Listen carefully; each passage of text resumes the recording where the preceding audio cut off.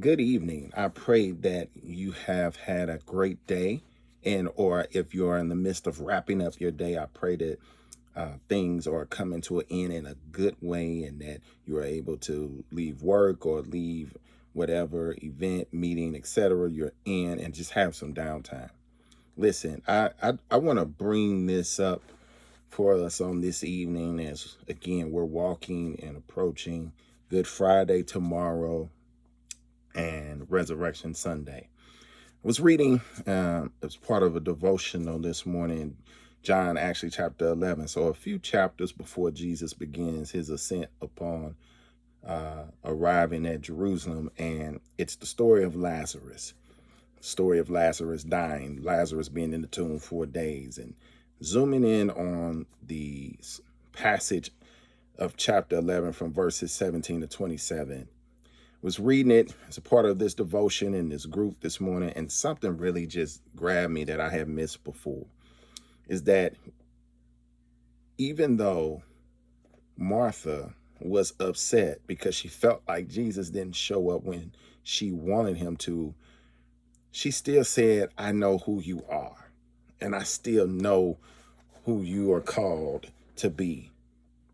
And Jesus clarifies for her who he is called to be. So even in the midst of her pain, she knew who Jesus is, his person. But Jesus said, let me take it a step further. He didn't say, I will be resurrected. He said, I'm the resurrection. The resurrection is a person. And what he's saying to her in the midst of her being upset, her brother's dead, she felt like Jesus delayed, felt like Jesus should have been there. And all of us can relate to that, right? Something happens in our lives, something tragic, or even something what others would consider small but yet significant to us. And we wonder, where is the Lord in this? Why am I going through this?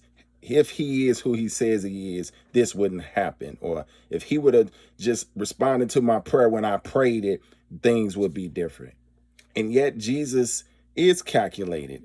Jesus is all knowing, all seeing, all wise. And so he had a purpose in the delay in this, just like he has a purpose in delay in our life. But that's not what I really want to highlight to you.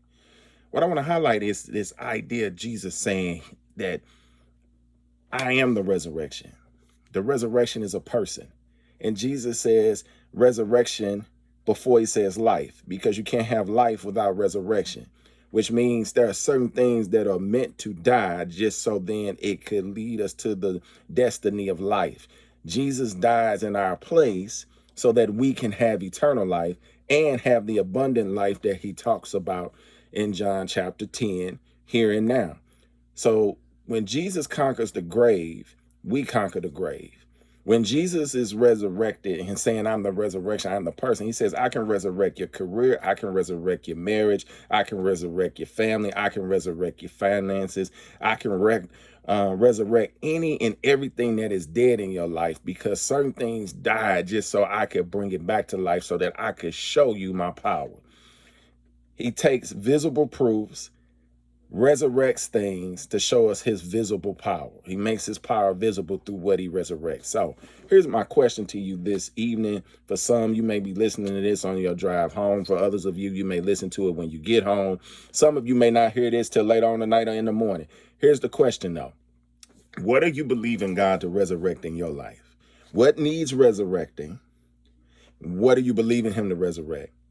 And do you believe he can bring life to dead situations, to dormant things in your life? So what do you believe in him to resurrect? Man, that grabbed me this morning. I've been pondering and thinking about that, because sometimes I put Jesus in a box and think things can't be different, that life can't come back to this or that area or with this person. And Jesus says, I am the resurrection. And because I am, I can resurrect anything that I ordained to be so. So let that rest with you. Hope it resonates with you. Take care. God bless. And look forward to seeing you on Sunday.